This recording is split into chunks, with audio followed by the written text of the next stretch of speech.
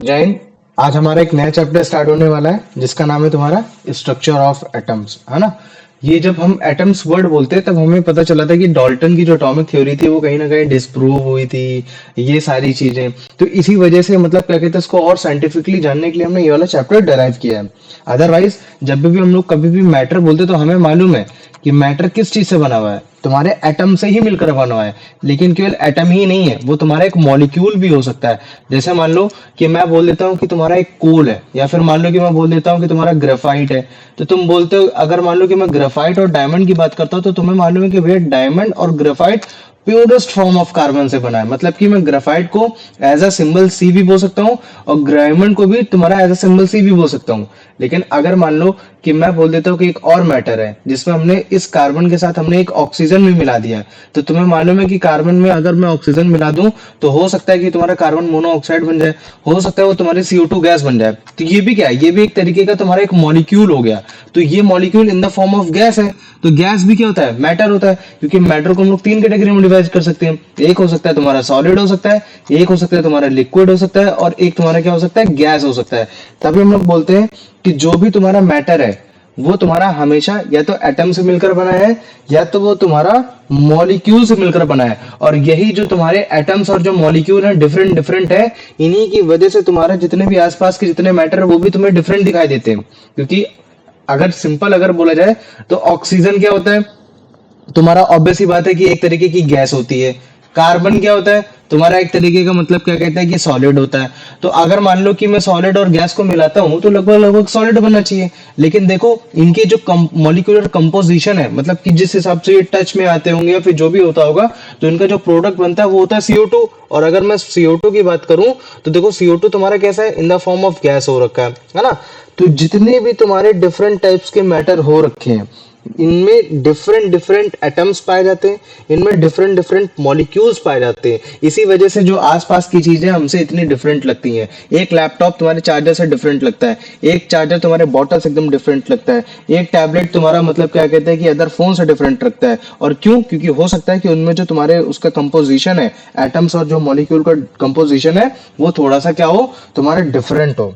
लेकिन जब भी हम लोग पहले वाले चैप्टर की बात करते हैं या फिर अगर बहुत प्रीवियस नॉलेज की बात करते हैं तो हमें मालूम है कि हमेशा से ये बोला गया था कि हाँ भैया, अगर मान लो कि वो एटम से मिलकर बना हुआ है, मॉलिक्यूल से मिलकर बना हुआ है, या फिर मान लो कि मॉलिक्यूल कुछ ही नहीं है बल्कि बेसिकली क्या है, मॉलिक्यूल मतलब कि जिसमें दो से ज्यादा एटम पाए जा रहे हैं, दो या दो से ज्यादा एटम पाए जा रहे हो, तो एटम की बात करते थे। तो ये बोला जाता था कि भैया एटम जो है वो तुम्हारा एक तरीके से इनडिविजिबल है। क्या है, तुम्हारा इंडिविजिबल हो रखा है। और यही तुम्हारे डाल्टन की एटॉमिक थ्योरी में बोला गया। लेकिन हमें मालूम है कि एटम कैसा हो रखा है, तुम्हारा डिविजिबल हो रखा है। वो तुम्हारा डिवाइड हो सकता है, उसके अंदर खुद में एक स्ट्रक्चर्स पाए जाते हैं। तो जो उसके अंदर जो तुम्हारे पार्टिकल्स पाए जा रहे हैं जो कि एटम से भी छोटे, तो मैं उसको बोल सकता हूँ कि स्मॉलर पार्टिकल्स, स्मॉलर देन तुम्हारा मतलब क्या कहते हैं एटम्स, तो मैं उनको बोलते हैं हम लोग सब एटॉमिक पार्टिकल्स। उनको क्या बोल देते हैं हम लोग, उनको बोल देते हैं सब एटॉमिक पार्टिकल। सब का मतलब होता है पार्ट, है ना। जैसे मान लो कि सब्जेक्ट हो तो सब्जेक्ट मतलब पार्ट हो जाता है किसी जेक्ट का, ठीक है। ठीक वैसे एटम्स के भी तुम्हारे पार्ट, तो इसी वजह से मुझे के सब लगा देते हैं।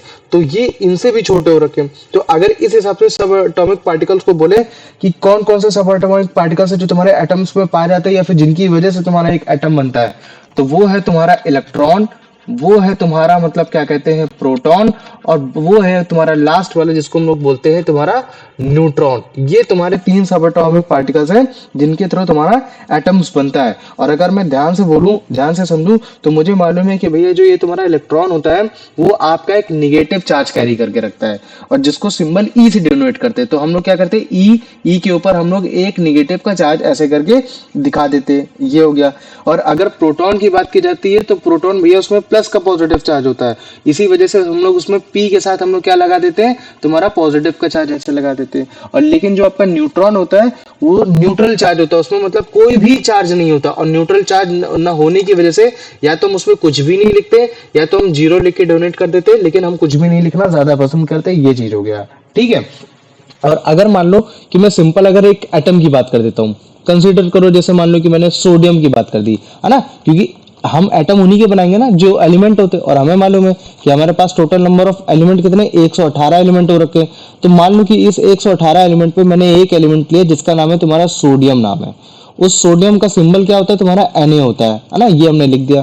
तो अगर मैं इसका तुमको एटम बनाना चाहूँ, इसका एटम अगर हम लोग बनाना चाहे तो हमें मालूम है कि भैया अगर इसके एटम में अगर मेरे को इलेक्ट्रॉन, प्रोटॉन और अगर मेरे को न्यूट्रॉन दिखाना है तो मैं इसका इलेक्ट्रॉनिक कन्फिग्रेशन कर सकता हूँ। क्या कर सकता हूँ, इलेक्ट्रॉन का अगर मैं कन्फिग्रेशन कर लूँ तो मैं बड़े आराम से मतलब क्या कहते हैं इलेक्ट्रॉन, प्रोटॉन और ये सारी चीजें बता सकता हूँ।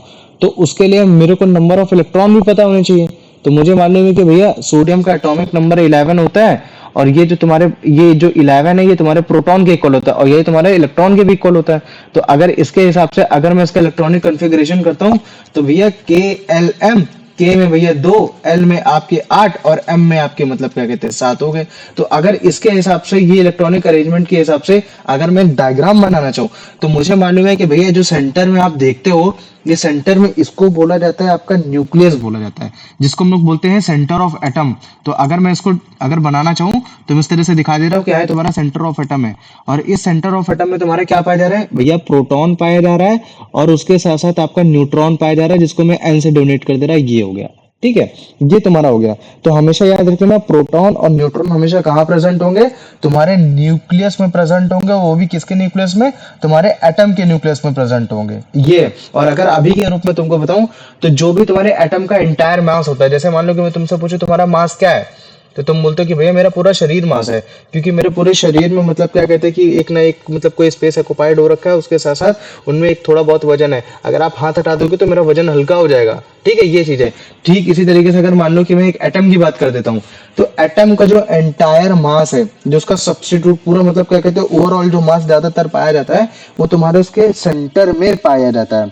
ठीक है, इस चीज को याद रखना। और इसी के अराउंड तुम्हारे होती है एनर्जी लेवल्स, जिसको हम लोग दूसरे नाम से बोल देते हैं शेल। तो अगर मान लो कि मैं इस एनर्जी लेवल को मैं ग्रीन कलर से दिखाऊं तो ये हो गई। तो जो पहली शेल होती है उसको हमको मालूम है क्या बोलते हैं, उसको के शेल बोलते हैं।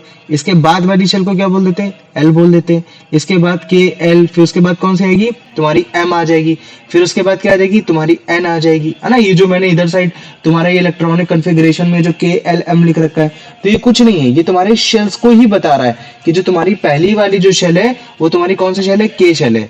दूसरी वाली जो शेल है वो तुम्हारी कौन सी शेल है, वो एल शेल है। तीसरी वाली जो शेल है वो तुम्हारी कौन सी शेल है, वो एम शेल है। लास्ट वाली जो शेल है वो तुम्हारी कौन सी शेल है, वो तुम्हारी एन शेल है।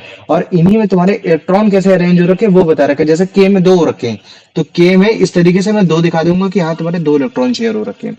ठीक ऐसे ही जैसे मान लो कि मैं मतलब क्या कहते हैं कि तुम्हारा ये हो गया, तुम्हारा एल में 8 हो गए तो एल में 8 कैसे दिखा सकता हूँ कि यहाँ देखो एल में तुम्हारे 2 2 4, फिर उसके बाद तुम्हारे 2 6 और फिर ये तुम्हारे क्या हो जाएंगे 2 8 हो जाएंगे। और फिर उसके बाद तुमने एम में कितना दिखा दिया कि हाँ एम में कितने 1 है।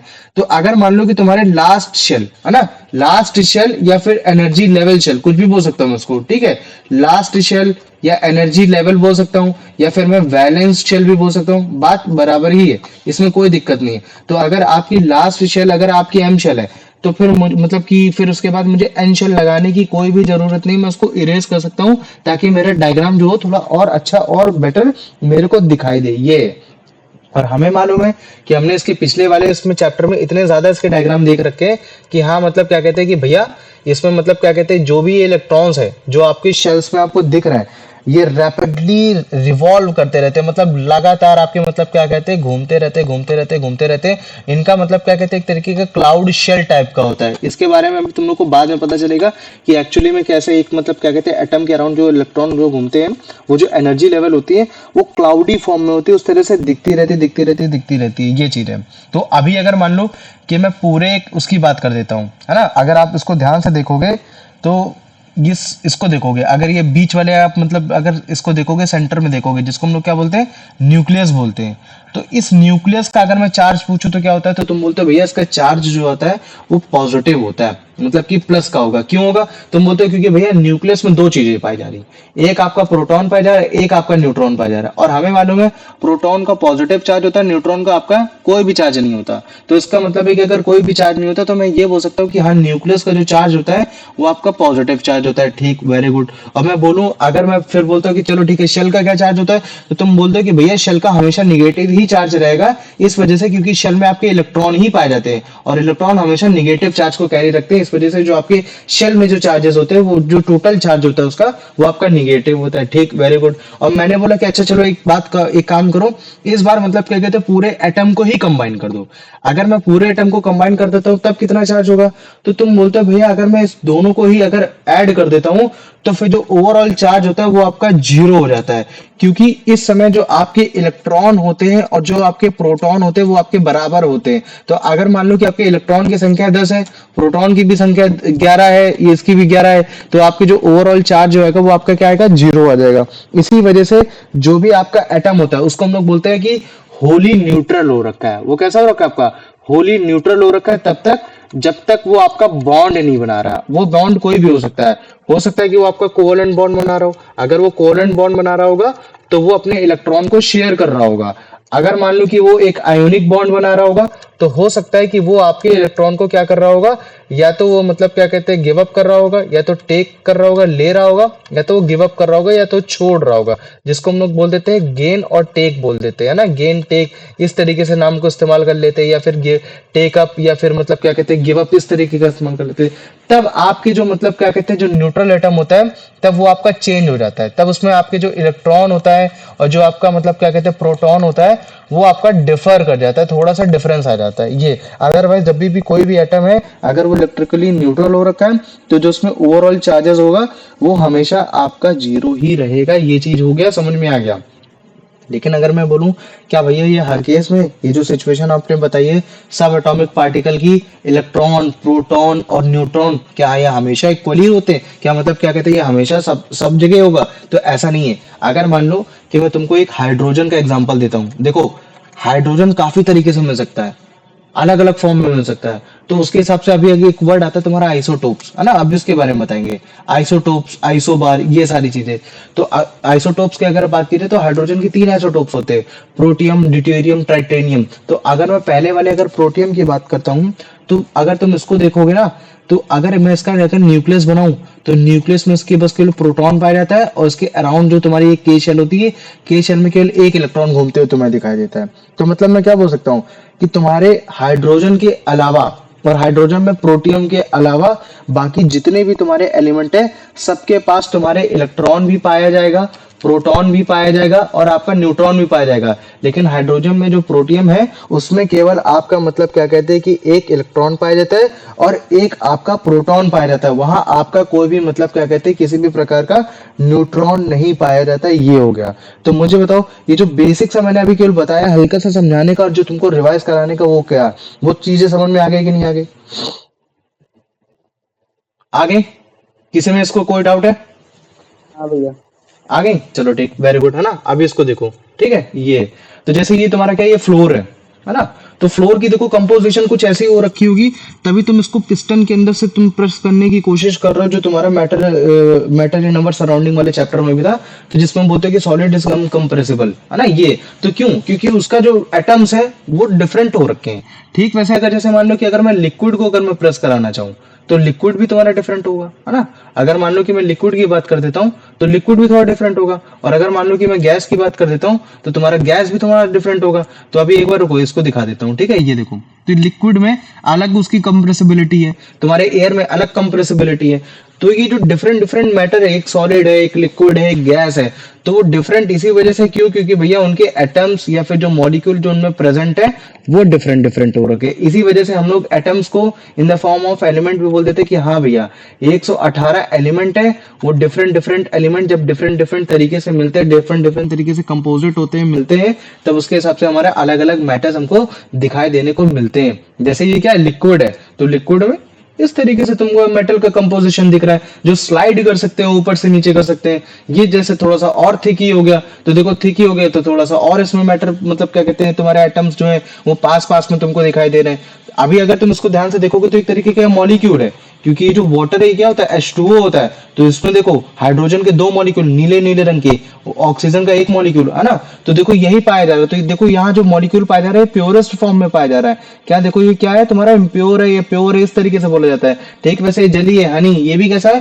प्योर हो रखा है। ठीक इसी तरीके से देखो ये जैसे सॉलिड हो गया, तो सॉलिड में जो तुम देख पा रहे हो कंपोजिशन देख पा रहे हो एटम्स के, वो और थोड़ा सा टफ हो गया। तो इसका मतलब क्या है कि भैया मैटर्स जो है वो मतलब क्या कहते हैं कि एटम से मिलकर बने हैं, और different different atoms different different molecules की वजह से वो मैटर्स अलग अलग भी दिखाई देते हैं। और हमेशा से ये बोला गया कि भैया एटम्स आपके इनडिविजिबल होते हैं, जो कि बाद में पता चला नहीं, डिविजिबल होते हैं। उनका एक इनर स्ट्रक्चर्स होता है जिनको हम लोग सब एटॉमिक पार्टिकल बोलते हैं, जिसके हिसाब से हमने इलेक्ट्रॉन बोल दिया, प्रोटॉन बोल दिया, न्यूट्रॉन बोल दिया। इसमें इलेक्ट्रॉन में नेगेटिव का चार्ज, प्रोटॉन में पॉजिटिव का चार्ज, न्यूट्रॉन में कोई भी चार्ज नहीं, जिसकी वजह से हम लोग उसको क्या बोल देते हैं कि हाँ भैया वो न्यूट्रल हो गया। और जो तुम्हारा प्रोटॉन होता है और न्यूट्रॉन होता है वो हमेशा आपके प्रेजेंट होता है कहाँ, न्यूक्लियस में प्रेजेंट होता है, जो कि एकदम छोटा सा पार्ट होता है एक एटम के सेंटर वाला पार्ट। तो जैसे तुम यहाँ देख पा रहे हो रेड कलर का, और जो तुम्हारा मतलब क्या कहते हैं ब्लू कलर का, ये तुम्हारा वो हो रखा है, एक सेंटर हो रखा है, न्यूक्लियस हो रखा है, ठीक है, जहां तुम्हारे ये कंपोजिट एकदम पास पास में एकदम जुड़े जुड़े एकदम ऐसे दिखाई दे रहे हैं। और इनके अराउंड जो तुम येलो येलो रंग का तुम देख पा रहे हो, ये तुम्हारे इलेक्ट्रॉन कहलाते हैं। लेकिन ये इलेक्ट्रॉन इस तरीके से एकदम फ्री नहीं है, ये अपने एनर्जी लेवल में ही रिवॉल्व कर रहे हैं। तो इससे बेटर भी मतलब क्या कहते हैं, कुछ डायग्राम तुमको मैंने इसे पिछले दिखाए हैं। जैसे मान लो कि मैं इसको दिखा देता हूँ, तो यहाँ भी तुम इलेक्ट्रॉन को देख सकते हो घूमते हुए, ऊपर भी इलेक्ट्रॉन घूम रहे हैं, लेकिन तुम देख नहीं पा रहे हो, समझ नहीं पा रहे हो, वो अपने क्लाउडी नेचर में घूम रहे हैं, लेकिन उनकी एक एनर्जी लेवल मतलब फिक्स्ड हो रखी है, जिसको हम लोग एनर्जी लेवल भी बोल सकते हैं, या तो हम लोग शेल भी बोल सकते हैं। ये तो बस इस चीज को समझ लेना है ना। और ये भी जान जाना कि जो तुम्हारा सेंटर वाला जो पार्ट होता है, जो न्यूक्लियस वाला पार्ट होता है, इसी में तुम्हारा एंटायर मास होता है। क्योंकि जनरली ये बोला जाता है कि जो इलेक्ट्रॉन का मास होता है बहुत कम होता है, इस वजह से हम लोग उसको नेग्लेक्ट कर देते हैं, ये है ना। और अगर तुमसे कोई पूछे कि मुझे बताओ कि जो तुम्हारा सेंटर है, जो न्यूक्लियस है, उसमें कौन सा चार्ज होता है, तो तुम बोलोगे कि उसमें पॉजिटिव चार्ज होता है। क्यों? क्योंकि भैया न्यूट्रॉन का कोई चार्ज नहीं होता, प्रोटॉन का पॉजिटिव चार्ज होता है, इसी वजह से आपका न्यूट्रॉन आपका पॉजिटिव चार्ज कहलाता है। लेकिन अगर मैं ओवरऑल एटम की बात करूंगा, तो भैया ओवरऑल एटम जो होता है वो आपका इलेक्ट्रिकली न्यूट्रल हो जाता है, क्योंकि भैया उसमें जो पॉजिटिव और जो निगेटिव चार्ज होते हैं वो बैलेंस हो जाते हैं। क्योंकि आपके जो इलेक्ट्रॉन है और जो प्रोटॉन है, उनकी जो संख्या होती है वो कैसी होती है, वो आपकी बराबर होती है, ये। लेकिन अगर मान लो कि मैं बात कर देता हूँ हाइड्रोजन की, तो हाइड्रोजन में जो तुम सेंटर में देख पा रहे हो वो केवल एक प्रोटॉन है, ठीक, और इसके अराउंड जो तुम घूमते देख पा रहे हो वो एक इलेक्ट्रॉन है, न्यूट्रॉन इसमें नहीं पाया जा रहा है, ये है, ठीक। लेकिन हाइड्रोजन के और भी आइसोटोप्स होते हैं, जिसमें तुम्हारा मतलब क्या कहते हैं कि ड्यूटेरियम हो गया, ट्राइटेनियम हो गया, उनमें तुम्हारा पाया जाता है ना, ये हो गया।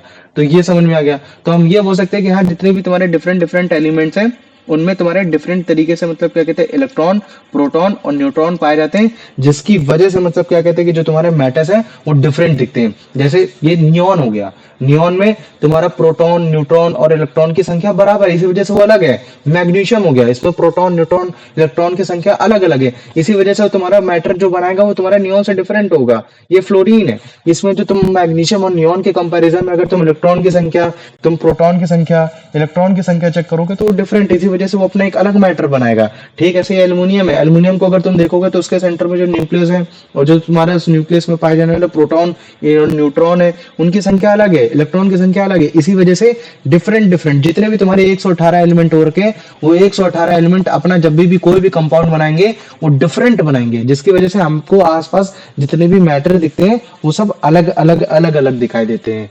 तो मुझे बताओ ये बेसिक से समझ में आ गया कि नहीं आ गया, जिसमें मैंने तुम्हारा पहला चैप्टर भी बताया, दूसरा चैप्टर भी बताया और तीसरा चैप्टर भी रिवाइज करा दिया, ये है। आ गया? हाँ भैया। आ गया, चलो ठीक, वेरी गुड। दिव्यांशु इसका आंसर?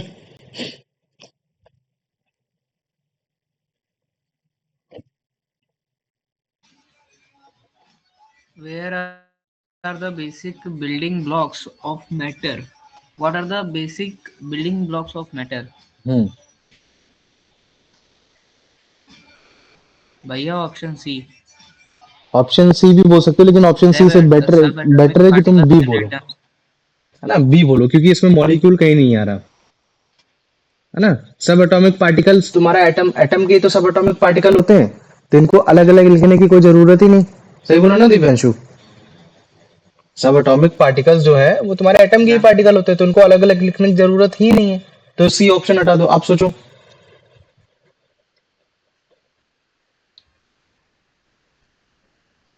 अगर मान लो कि यहाँ तुम्हारा ये लिखा होता है सब एटॉमिक पार्टिकल एंड मॉलिक्यूल, तब एक बार आंसर हो सकता था। तो फिर इसका आंसर क्या हो जाएगा? B, atoms and molecule. Very good, आ जाओ। इसका आंसर वही आप इसका आंसर बता दो। मॉलिक्यूल्स। यश, इसका आंसर बताओ। What was the long-held belief about atom, which is now known to be incorrect? भैया option C. They are indivisible and have no inner structure. Very good. आ जाओ। अब अभिषेक इसका आंसर बताओ। The particles smaller than atom that make up their inner structure are called molecule, atom, compound, subatomic particle. Option D, option D. Very good. आ जाओ अब subatomic Kuldeep particle. इसका हम तो। Variety of matter, different kinds of matter we observe is due to.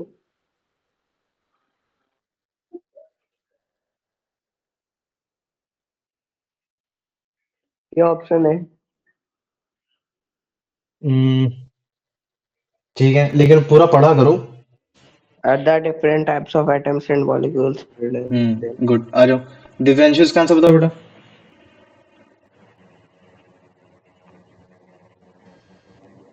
Which subatomic particle is missing from a standard atom of the element hydrogen H?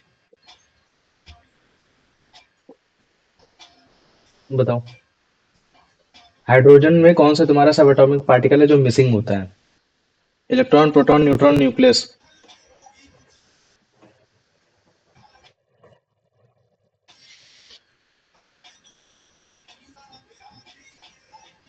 भैया option C. Option C. Very good है ना। आ जाओ अब इसका answer बता दो। क्या कहते हैं कि वो यश। Where are protons and neutrons located within an atom? Proton and neutron.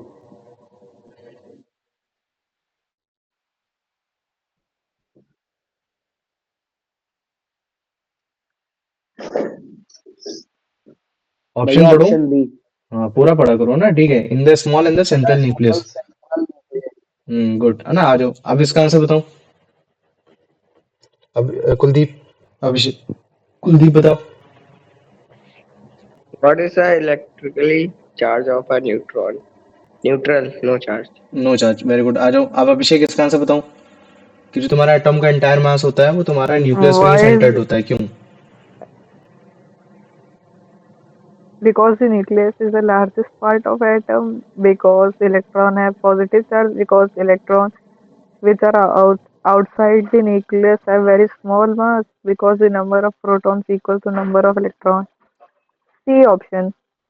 C option. Very good है ना। ये हो गया। आ जाओ अब इसका आंसर बताओ दिव्यांशु। ऑप्शन भी सारे पढ़ना, ठीक है। दिव्यांशु पढ़ो। An atom is electrically neutral overall because it contains only neutrons which have no charge. The number of electrons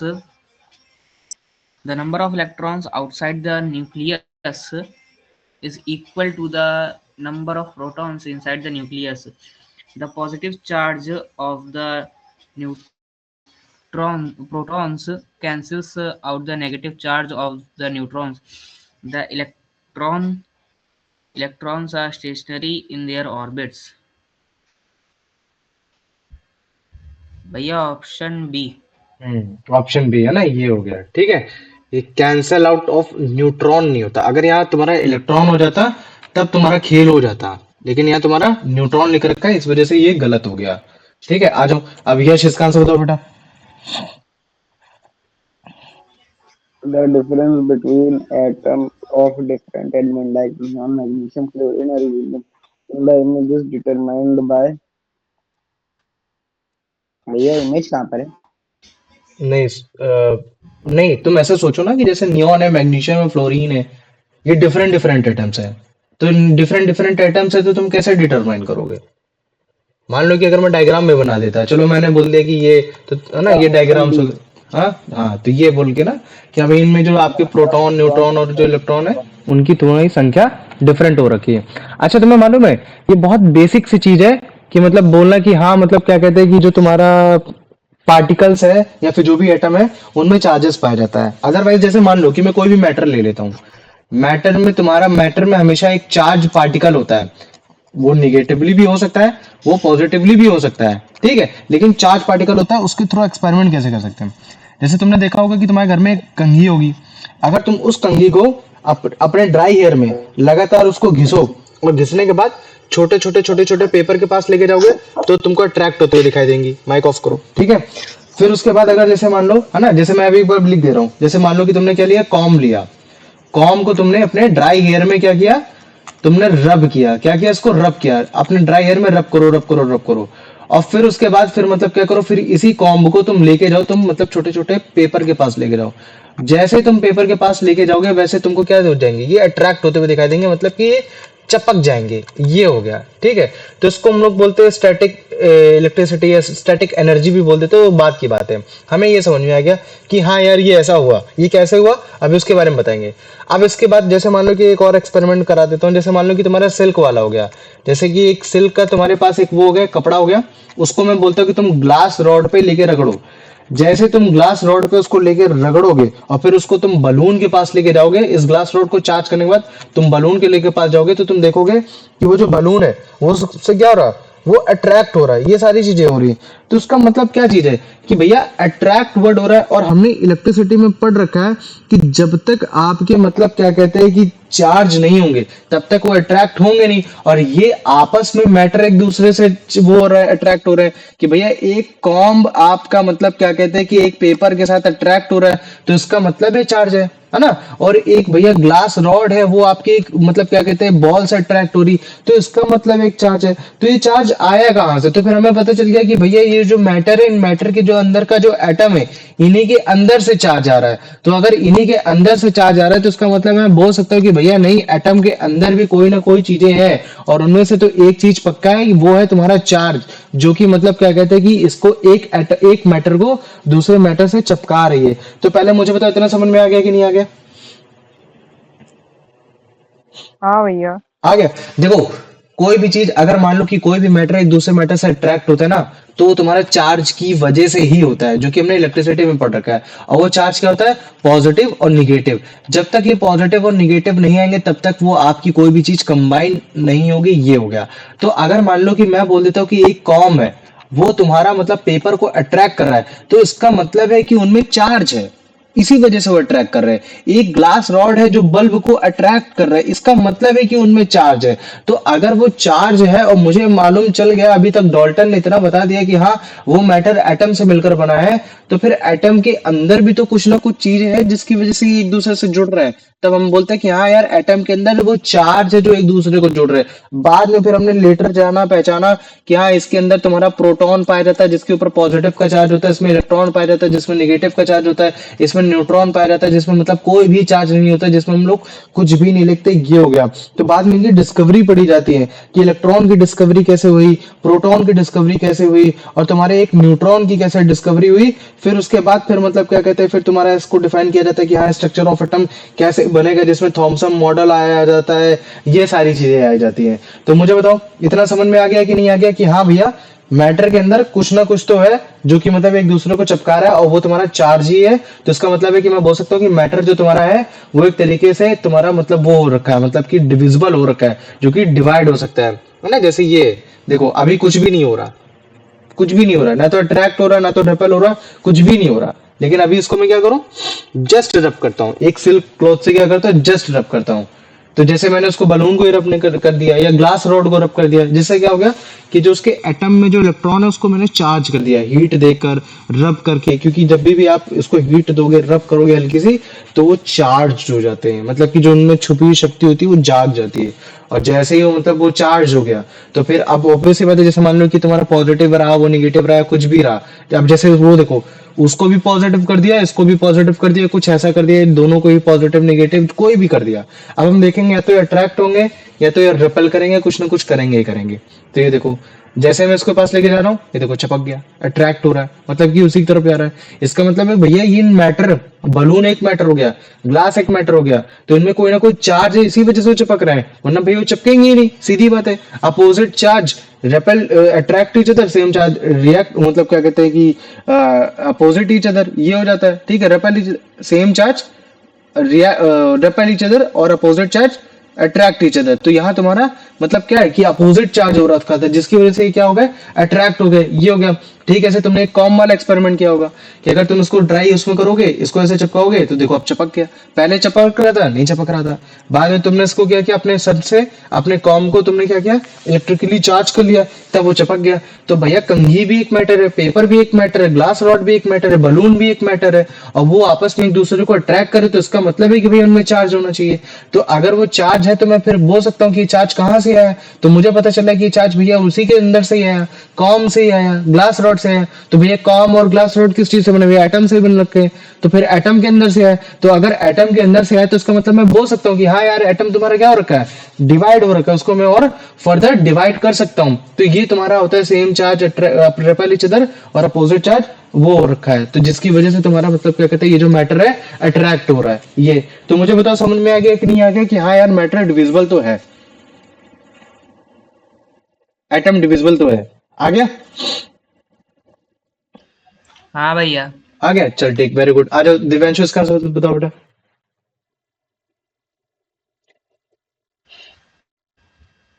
What is the observable result when a comb rubbed with dry hair is brought near small pieces of paper? The comb repels the paper. The paper is immediately ignited. The comb attracts the small pieces of paper. Nothing happens. भैया option C. Very good, है ना, ये हो गया। आ जाओ यश, इसका answer बताओ बेटा।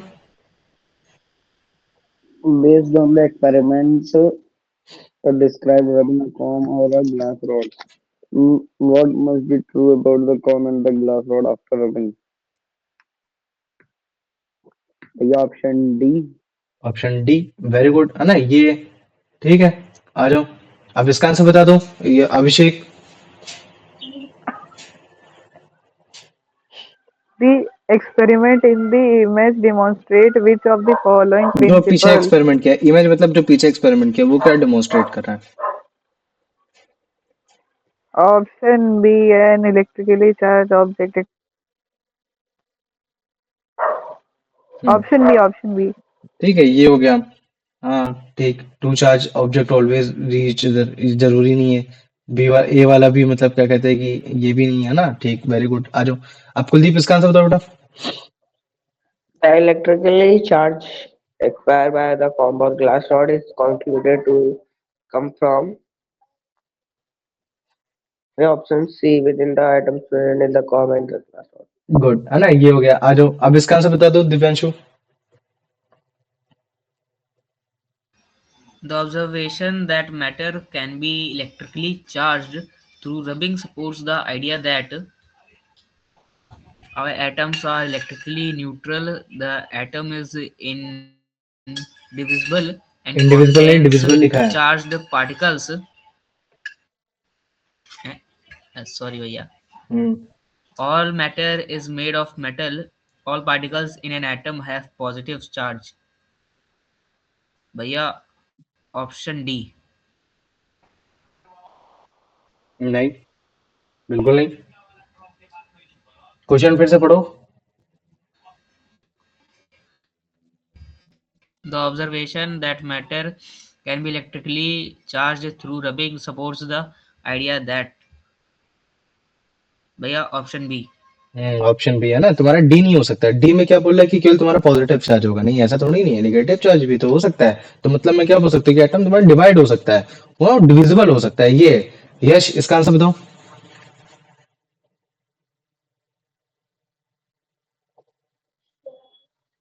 Yes, नहीं है class. चलो तुम बताओ।